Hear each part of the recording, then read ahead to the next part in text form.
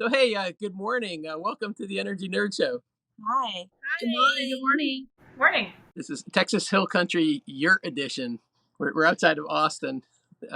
Where are you all? I'm in Jamaica Plain in our office there. Feng and I, we are in our Corey, North Quincy office in Massachusetts. So, why don't you tell us about yourselves and what you're working on? What our Energy Nerd audience might be interested in. So my name is Anna Vanderspek.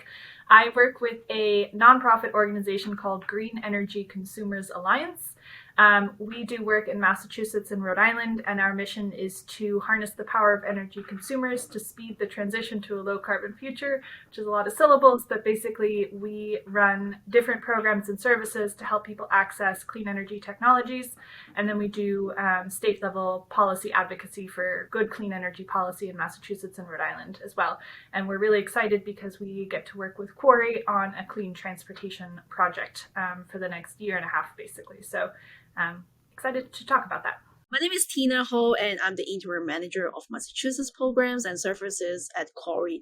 So Corey stands for Quincy Asian Resources Inc. So we're the nonprofit social service organization based in Quincy, Massachusetts, and we're supporting all immigrants with all the the opportunities to grow, to be successful, the services and programs not only in Massachusetts, and we have our team in Rhode Island and also in New York City.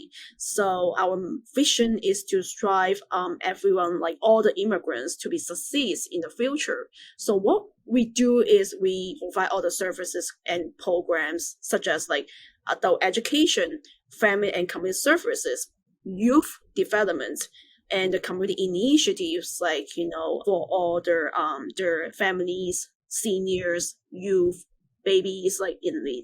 So that's why we are here, and we are so excited to launch a 2 years educational campaign with the Green Energy Consumers Alliance to outreach and to let our the community folks know about like the clean transportations such as the electric vehicles like the fans, the bus or the e-scooters, e-bikes. So we're part of since the last year, and we have host the other educational a focus group conversation with the community and other great community events. So I let Feng Shu, my colleagues, to introduce herself. Hi, my name is Feng Shu, and I am currently the community initiatives lead here at Corey. I joined the team late October last year, so I'm on board for a short period now. Unfortunately, I missed some fun activities we had in summer, like the test driving event of EV in the past year. But since I was on board her, we did organize some indoor workshop, and this weekend we're also holding another Jeopardy event with our 30 of our youths.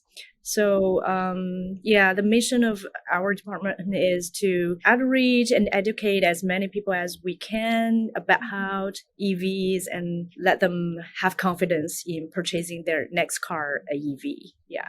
That's great. We're familiar with Green Energy Consumers Alliance from work on the board, and we've had Larry Cretion, the director on the Energy Nerd Show before. But it's great to get to know Corey and what you do. Sounds like a great organization and a great match for collaborating with Green Energy Consumers Alliance. Yeah, and I'm really curious to hear how you're getting the word out, how you're doing the education, and how and just like what are the methods you're using. And we're using all of them.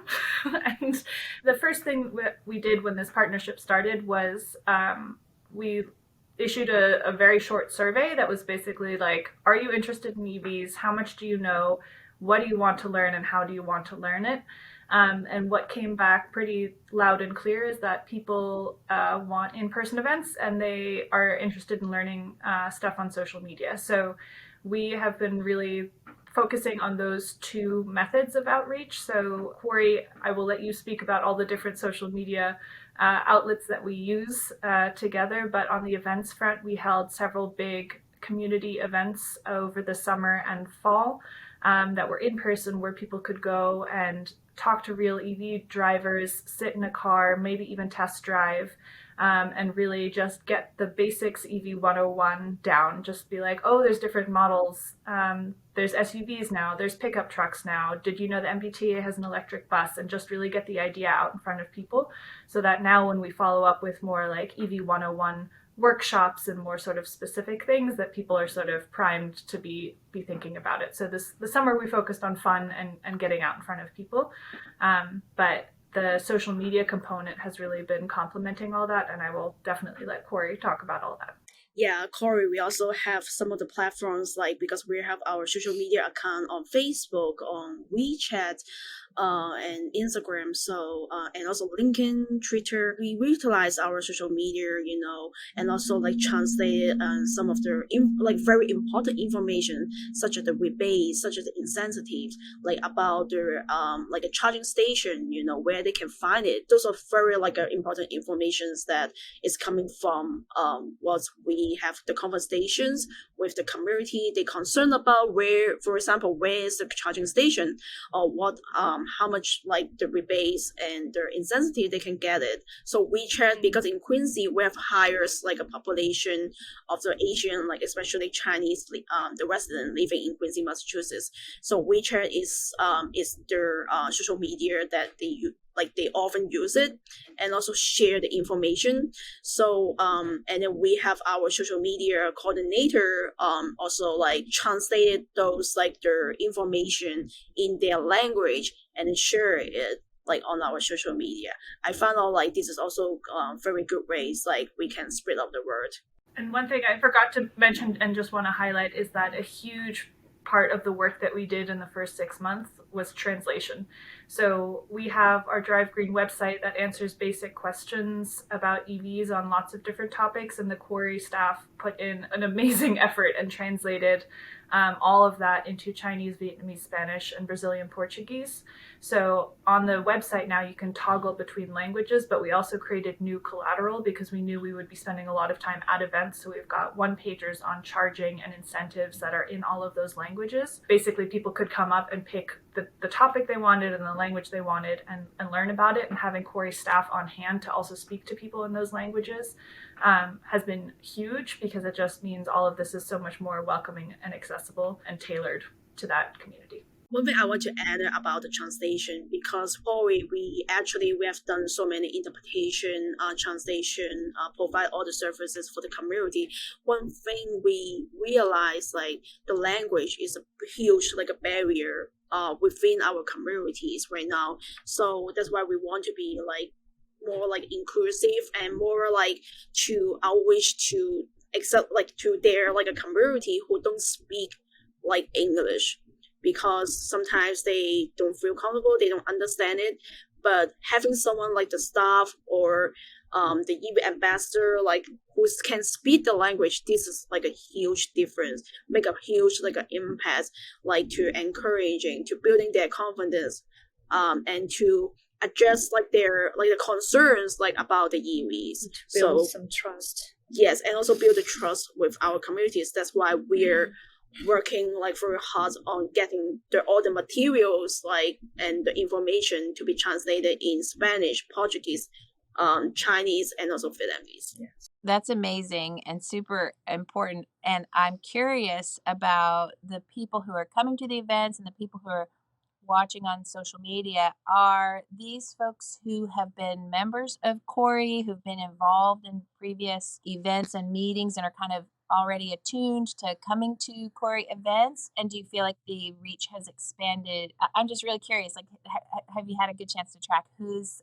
showing up and how has the success been? So I would say it's a mix. Like some of them, of course, they have been engaging in our Corey programs, like the ESOL citizenship program, or even like our family and community service programs, like Tai Chi classes or the community chat time. So, but of course, we also have the new folks, like the new community members joining our maybe the August Moon Festival, or like the EV National Grid. So, I would say it's a mix, like a of the group of people.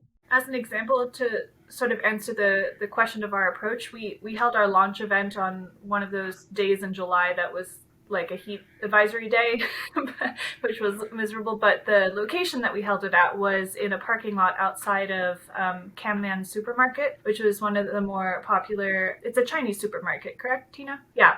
And so that was a place, there's the supermarket on one end of the parking lot, and then there's a dim sum restaurant on the other, and lots of businesses in between. So that was a place that just gets a lot of traffic from the community in general on a Saturday morning, early afternoon. So we very intentionally put our event there to get people who might not have otherwise thought about EVs, but are going around their shopping and are met by a small army of Quarry youth volunteers saying, go check out those cars over there. There's a raffle, there's music, there's food, like go check it out.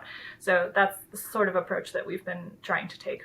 Awesome. That's so great. It sounds like a really important, useful work in terms of kind of getting the word out and getting people kind of hands-on with EVs, right? So you can touch it and get to know, like, oh, this isn't the exotic, problematic technology. This is great. And, once you actually drive an EV, we found it's really hard to go back. We're driving a gasoline vehicle here in Texas, and and we would just really miss our EVs from home. It's this gas thing is disgusting. Yeah. This would probably be a good time to mention that we are very grateful to the Massachusetts Clean Energy Center for funding this work. Our project was a response to a request for proposals that they put out last year, or maybe 2 years ago now, called Act for All, which was all about how can we bring the benefits of clean transportation to folks who've been left out of the transition so far. So that solicitation had lots of different project buckets, and we are very, very grateful to have found Quarry and to put forward a proposal together. So that is one thing I would definitely want to make sure makes it into the recording, is a big thanks to the Mass Clean Energy Center for funding this through the Act for All program. Shout out to the CEC. You said, I think that it's a 2-year program, and I'm wondering kind of how far you are into it, and kind of what are the next things, kind of more of this stuff, coming up in the next summer, or are there any ideas of what to do, kind of what to do next, or build on this in Quincy or elsewhere? So we started our work in spring of 2022 and spent the first couple of months just laying the groundwork. So doing the translations, preparing the materials, doing all that. We launched in July, and this will go through spring 2024. So this summer we did some big splashy events. Right now we're in the winter time, and Feng Shu has a lot of events coming up that are more targeted and tailored. So we can talk about that, but we basically just from here on out want to build on the momentum of the big splashy events we did last summer and do more of the same, but just reach more people and sort of iterate so that the message gets through. Great. Do you want to tell us about those future events? It's the cold season, so we started planning for some workshops for people to stay in warm rooms. And we held his EV 101 to our Quarry internal team in the past December. And we had a good discussion to address our concerns on EV, and we had some good questions, we had some good discussion, and we want to expand this EV 101 to a larger scope of audience among our community. So we're planning for another EV 101 among our community at Quarry in February, and also inviting some of our EV ambassadors who speak Cantonese, Mandarin, to give people some first-hand EV driving experience and to answer some of their concerns and questions. This week we are holding a youth event. We call it Jeopardy event because they organize it themselves. We're going to have 30 youths and coming to the room. They will have some question and answers regarding EVE to see who have the most correct knowledges about EVE and win some prizes. Yeah, hopefully they will enjoy. Yeah, in the coming season, we will try to organize some more activities among EV ambassadors, and to hold some maybe subtopics of EV 101. Just we want to see what topics people are more interested. Let's say maybe driving in winter or driving range, and we will organize some workshop targeting at those topics. Is there a calendar or a website? People might be watching this show in some future date, and is there a place they can go to see what the upcoming We're in the process of Yeah, so making that they should calendar. stay tuned like with us. Like we have our social media, like Facebook, follow us on Facebook, WeChat, LinkedIn, or our website. We definitely like will share those information with the community. Usually like we will share like the flyers and upcoming like their great events. So yeah, stay tuned with us. Follow you on social media, friend you on LinkedIn. We have an events page on our website that any of the like very public facing ones will definitely go on to. But one thing I wanted to add to what Feng Shu was saying is that when we were writing our proposal and designing this program, we wanted to really intentionally be as holistic as possible. So one great thing about Quarry is that each of the staff, I feel like, knows everything. Everybody does a little bit of everything. So we wanted to incorporate elements of what Quarry already does and figure out how this joint program would touch on each of those things. So Quarry already has a super strong youth program, and a lot of the kids care about climate, so we wanted to incorporate it that way.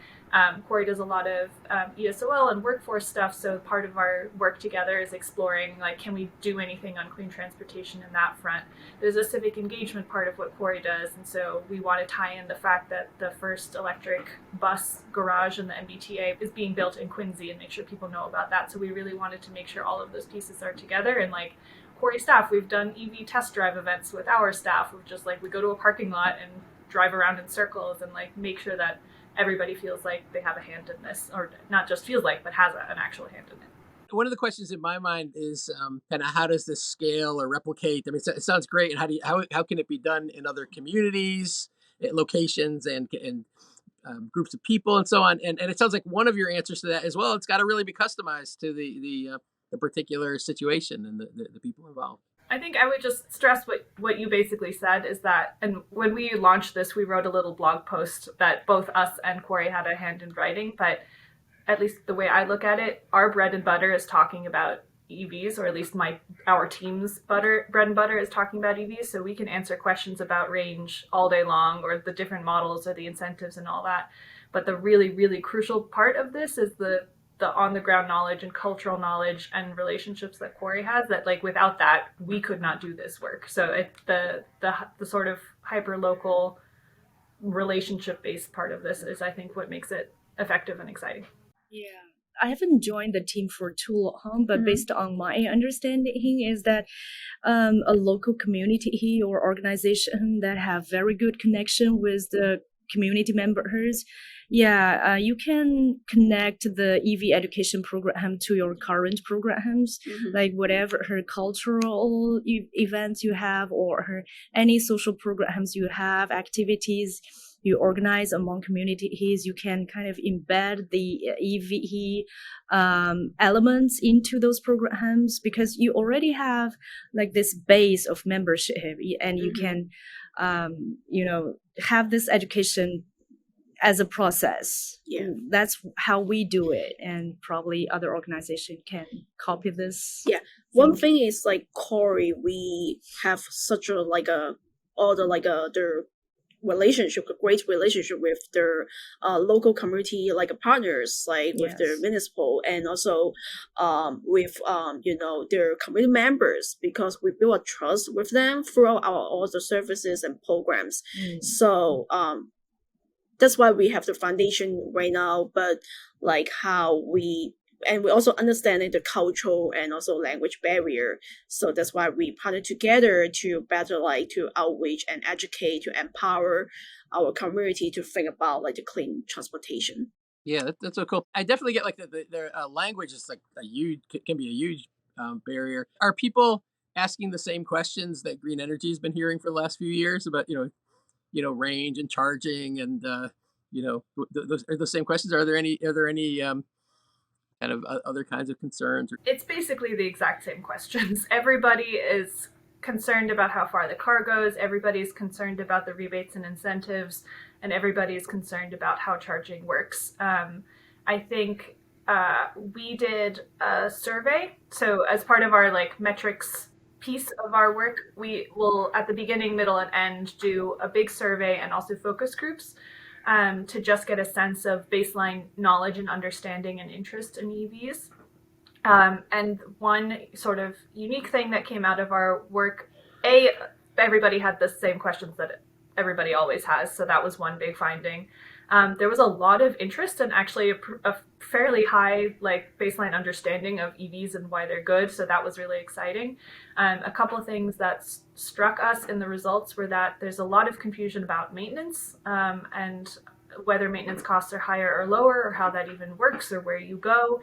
And then some concerns about safety, which are some questions that we get every now and then in our regular Drive Green stuff, but came out as a sort of more salient point in that survey and focus group work. So that is useful for us to know, because we'll spend more time talking about that stuff and make sure that we touch on it. But so on the whole, it's the exact same questions that we've been getting with Drive Green for years. Well, this is really great. I'm so encouraged to hear that this work is happening. Is there anything that you wanted to tell us that you haven't had a chance to? Any kind of last shout out for how people can be involved? We will really hope as many people as possible to join our Lunar New Year celebration. That's going to be a huge event in Quincy, and a lot of fun activities. And of course, we will have our EV table hall and a lot of fun stuff. So welcome to our Lunar New Year celebration. So every year, Corey, Quincy Asian Resources, we partner with the cities and also to host the cultural events, for example, August Moon Festival and Lunar New Year Festival. So this year, February 5th, from 11 a.m. to 4 p.m. we will host it's a 35th Lunar New Year Festival at North Quincy High School. So we will have the EVs table there, fun activities like maybe the EV ambassador also talk about the experience engaging with the community, because this is such a great the festival for the families, and their families get together to celebrate this very important a festival.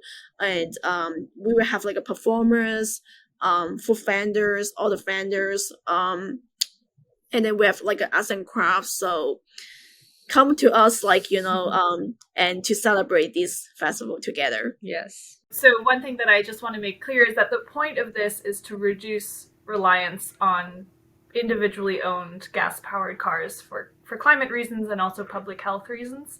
And a big focus of our work is electric vehicles, because that's what the Mass Clean Energy Center asked for. And we know that a lot of people need a car, and it makes a huge impact if you switch from a gas car to an electric car. But we're trying very hard to make this more comprehensive and make sure we're talking about all the different ways that you can reduce your emissions from transportation. So we've brought e-bikes to our events. We've had e-bike test drives, which have been a huge hit. The MBTA brought an electric bus to the August Moon Festival, which is attended by 15,000 people, if I remember Tina correctly. We brought an electric moving truck from Intelligent Labor and Moving. And we're really trying to show people the breadth of options, from e-bikes to sedans to hatchbacks to pickup trucks to moving trucks to electric buses. And that's something that we'll try and keep doing, because not everybody necessarily needs a car. And if you can get by with one fewer car, that's great. Get an e-bike or take the bus. But we really want to make the whole sort of menu of options available and accessible to people. So that is one point that I wanted to stress, that EVs is a big focus of it, but not the only piece that we're working on. Yeah, let's celebrate our all-electric, climate-friendly future. This has been so great. Thank you for bearing with us. It's really great to hear from you. Yeah, thanks for being on the show. Yeah. Thank you for having Corey be part of it. Yep. Thank you. It's been fun.